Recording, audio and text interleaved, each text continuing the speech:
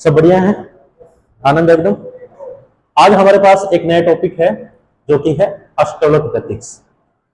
जब हमने इवोल्यूशन पढ़ा था, जीवन की उत्पत्ति, और जब जीवन की उत्पत्ति हमने पढ़ा था तब उसमें हमने जाना कि इसके अंदर बहुत सारी थ्योरीज हमें पढ़ी थी, जिसके अंदर स्पेशल क्रिएशन भी थी, कॉस्मोस थ्योरी भी थी, कैटास्ट्रोफिज्म भी थी। उसके बाद जो बिग बैंग थ्योरीज हैं कुछ उनके भी प्रमाण मानते हैं, क्योंकि उनके अंदर फॉसिल्स रिकॉर्ड देखने को मिलते थे। फॉसिल्स रिकॉर्ड का मतलब है कि ऐसे क्रिएचर्स के रिकॉर्ड जो साइंटिस्ट मानते हैं कि उनके अवशेष कहीं दूर से या किसी दूसरी दुनिया से या किसी एस्टेरॉयड कॉमेट्स से देखने को मिले, और उनके अंदर ऐसे अवशेष देखने को मिले भी थे, क्योंकि जब उनका कार्बन डेटिंग जो प्रोसेस है, कार्बन पद्धति प्रक्रिया है, जब उनको खोजा गया तो उसके अंदर कई सालों पुराने ऐसे अवशेष देखने को मिले थे। कुछ थ्योरी ये भी कहती है कि ऑर्गेनिक एवोल्यूशन जो है उसके द्वारा जीवन की उत्पत्ति हुई। तो जीवन की उत्पत्ति जो है वो काफी लंबा एक चैप्टर है जो हमने पिछली क्लास में देखा था, ऑफलाइन बैच जो हमारा रहा था, ऑफलाइन बैच में हमने जाना था।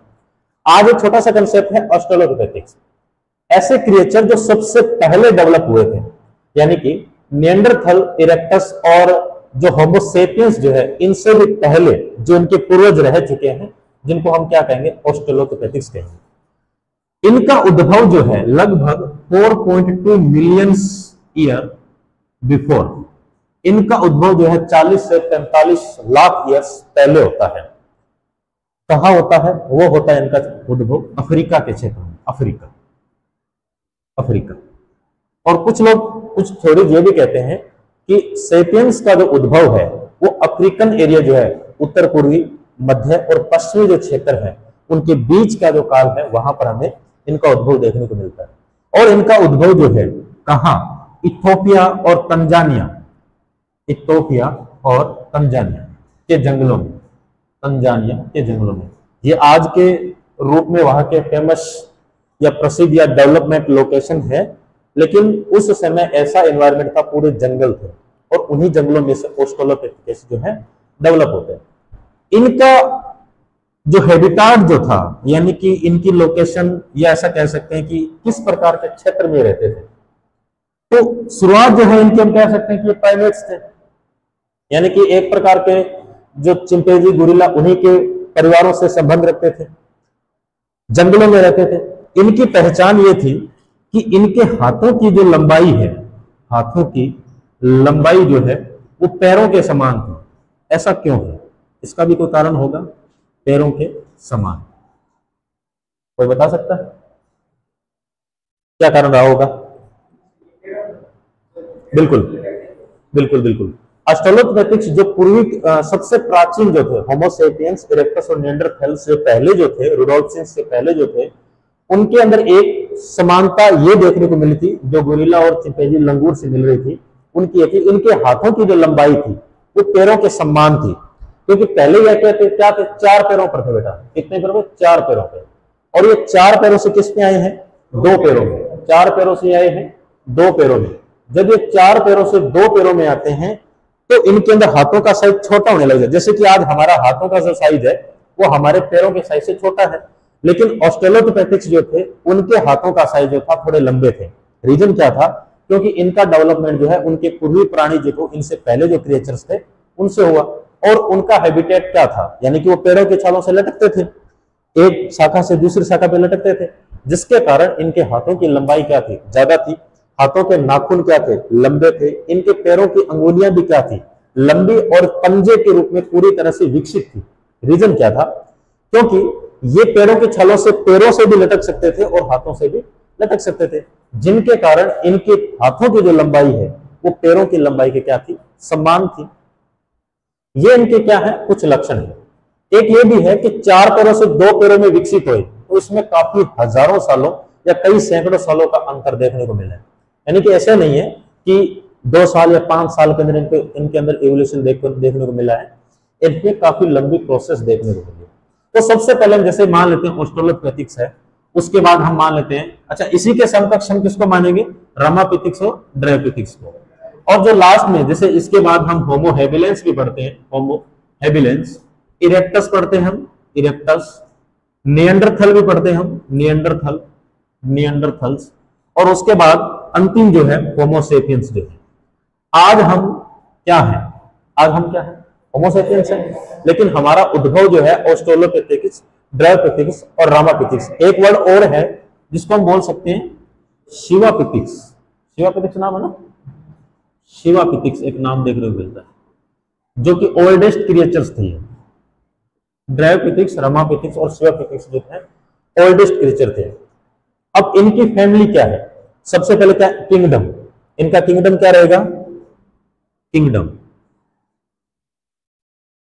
एनिमेलिया, एनिमल किंगडम से बिलोंग करते नहीं है, ठीक है। उसके बाद क्या पढ़ेंगे हम, फाइलम। फाइलम क्या था, फाइलम इनका। उसके बाद क्लास, ऑर्डर, फैमिली, उसके बाद जीनस, उसके बाद स्पीसीज। स्पीसीज कौन सी है, सेपियंस। सेपियंस। जीनस क्या है बेटा, होमोजीनस से संबंध रखते हैं ना, होमो सेपियंस, होमो रुडेन्सियंस, होमो इरेक्टस, होमो निएंडरथल। इनकी फैमिली क्या है, फैमिली होमोनिडी। ऑर्डर क्या है इनका, पायरेट्स, और क्लास इनकी क्या है, मैमल्स। ये इनके क्या है, kingdom, phylum, class, order, family, genus और स्पीसीज देखने को मिलते हैं। इसके अलावा इनके बाद जो क्रिएचर डेवलप हुए थे उनमें कुछ साइज का भी हमें अंतर देखने को मिलता है। साइज का अंतर कैसे, अच्छा साइज यहाँ पे ब्रेन का साइज होगा, शरीर का भी साइज है, इस बात का ध्यान रखें। शरीर का जो डेवलपमेंट है वो भी अलग अलग था, जैसे कि होमोसेपियंस का जो शरीर था वो निएंडरथल और इरेक्टस से बहुत ज्यादा अंतर था। कैसे, हमारे जो शरीर का साइज है उसकी हाइट लगभग 5-6, 6.5 फीट के आसपास या इसके अंदर ही रहती है, लेकिन निएंडरथल ऐसे क्रिएशन थे, ऐसे क्रिएचर थे जिनका ब्रेन साइज तो छोटा था लेकिन मस्कुलर बॉडी और डेवलपमेंट शरीर का ज्यादा देखने को मिला था। ऑस्ट्रेलोपिथेकस जो थे इनका ब्रेन साइज, इनके जो मस्तिष्क का जो साइज है वो कितना था, 350 सीसी से 400 सीसी। ये सीसी कौन सा है भाई, मोटरसाइकिल इंजन सीसी है क्या, मतलब कि ये 350 सीसी है क्लासिक इनफील्ड, या ये 225 है, ऐसा सीसी। सीसी का मतलब है क्यूबिक सेंटीमीटर। इनका जो आयतन जो है वो ब्रेन का देखने को मिल रहा है। अच्छा, होमोसेपियंस का कितना है, होमोसेपियंस का अराउंड 1300 से 1400 सीसी के बीच में हमें देखने को मिलता है। जैसे जैसे इवोल्यूशन देखने को मिला, इस बात को ध्यान से समझना, ऑस्ट्रेलोपिथेकस से होमोसेपियंस की तरफ हम जब बढ़ते हैं तो इनका ब्रेन साइज जो है बड़ा होता जाता है। इसका मतलब है कि पहले के जो लोग थे उनका जो ब्रेन था वो छोटा था, जबड़ा क्या था, बड़ा था, यानी कि जो इनका जो मुंह जो था वो आगे की ओर ज्यादा होता था और ब्रेन जो शायद है वो सिकुड़ा होता था। और यही कारण था कि इनके अंदर लैंग्वेज नहीं थी, एनालिसिस की प्रोसेस नहीं थी, कम्युनिकेशन नहीं कर पाते थे। कम्युनिकेशन क्यों नहीं कर पाते थे, क्योंकि इनका ब्रेन तो था लेकिन डेवलपमेंट नहीं था इनके अंदर। और वो डेवलपमेंट सबसे ज्यादा किसके अंदर देखने को मिला, होमोसेपियंस के अंदर। अच्छा, ये प्रजातियां खत्म हो गई, आज भी पृथ्वी के ऊपर सिर्फ और सिर्फ हम होमोसेपियंस ही देखने को मिलते हैं। इसका कारण क्या है, भाषा हो गया, लैंग्वेज, और कम्युनिकेशन, यानी कि ये विचार विमर्श नहीं कर पाते थे लोगों से, मतलब वही हु हल्ला कर सकते थे लेकिन बात करने का तरीका नहीं था इनके पास, कम्युनिकेट नहीं कर पाते थे। ये सबसे बड़े दो रीजन है यहाँ पर, कम्युनिकेशन और लैंग्वेज, है ना, ऊपर दिखाई नहीं दे रहा होगा। एक तो है इनके अंदर कम्युनिकेशन, कम्युनिकेशन, और एक है लैंग्वेज, लैंग्वेज। इसके अलावा रिलेशनशिप नहीं थी इनके अंदर। रिलेशनशिप समझ रहे हो, अच्छा, कम्युनिकेशन का मतलब हो गया कि विचार विमर्श नहीं कर पाते थे। विचार विमर्श का अर्थ यह है कि अगर दो होमोसेपियंस, होमो इरेक्टस या निएंडरथल जो थे वो कम्युनिकेट नहीं कर पा रहे हैं कि किसी दूसरे क्रिएचर से कैसे हम बात करेंगे, कैसे हम उससे अपनी समस्याओं को शेयर करेंगे, ये इनके अंदर क्या थी, दिक्कत थी। लैंग्वेज नहीं थी, बात करने का तरीका इनको नहीं पता था कि कैसे हम एक दूसरे से बात करें, इनके अंदर लैंग्वेज नहीं थी। अच्छा, इनके अंदर डेवलपमेंट भी नहीं थी। कौन सी डेवलपमेंट की बात कर रहा हूं मैं, ब्रेन और एनालिसिस जो है वो डेवलपमेंट नहीं थी इनके अंदर, ये चीजों को समझ नहीं पाते थे। धीरे धीरे होमोसेपियंस जैसे क्रिएचर ने क्या किया, आग जलाना, भोजन पकाना, पौधे उगाना, खेती करना, ये चीजें इनके समझ में आ गई थी। लेकिन ऑस्ट्रेलोपिथेटिक्स, निएंडरथल और ये जो इरेक्टस, होमो हैबिलेंस, रुडोल्फिन्स जैसे जो क्रिएचर जो थे, इनके अंदर ये चीजें नहीं थी, जिसके कारण ये सर्वाइव नहीं कर पाए। जैसे कि तूफान आना, भूकंप आना, बाढ़ आ जाना, आंधी, टोर्नेडो जैसे ऐसे प्राकृतिक आपदाएं जब आती थी, तो ये जो क्रिएचर्स जो थे ऑस्ट्रेलोपिथेटिक, निएंडरथल, इरेक्टस, ये जो थे, ये इस एनवायरनमेंट के सुटेबल थे ही नहीं। लेकिन होमो सेपियंस के अंदर क्या थी? नॉलेज थी, स्किल्स थी, डेवलपमेंट थी, कम्युनिकेशन थी, लैंग्वेज थी, एनालिसिस प्रोसेस थी। इतनी सारी चीजें अगर होमो सेपियंस के अंदर आ जाती है तो ये सर्वाइव कर लेते हैं, और इनके अंदर ये चीजें नहीं थी, ये क्या हो जाते हैं? खत्म हो जाते हैं। तो ये कुछ चीजें हमें यहां पर देखने को मिलती थी। इसके अलावा आपका कोई क्वेश्चन? भोजन, अच्छा, इनका जो भोजन है, वैसे तो देखो बच्चों, इनका भोजन शाकाहारी था। इनका भोजन क्या था? शाकाहारी था। लेकिन ये बाद में सर्वाहारी भी बन गए थे। शाकाहारी क्यों था? क्योंकि ये फर्स्ट क्रिएचर्स थे, पहले प्राणी थे जो पेड़ पौधों पे रहते थे, पेड़ों की शाखाओं पे लटकते थे, पहाड़ों की शाखाओं पे, पहाड़ों की जो गर्त थी उनके अंदर रहते थे। तो इनके अंदर क्या थे? ज्यादातर ये शाकाहारी थे। लेकिन बाद में जैसे जैसे डेवलप हुआ, इन्होंने मांस खाना भी शुरू कर दिया था। तो इनका भोजन पहले प्राथमिक तौर पर शाकाहारी है, लेकिन उसके बाद में ये सर्वाहारी हो गए। सर्वाहारी का मतलब कि ये दोनों हो गए, ये मांस भी खाते हैं और शाकाहारी भोजन भी ग्रहण करते हैं। इसके अलावा और कोई क्वेश्चन?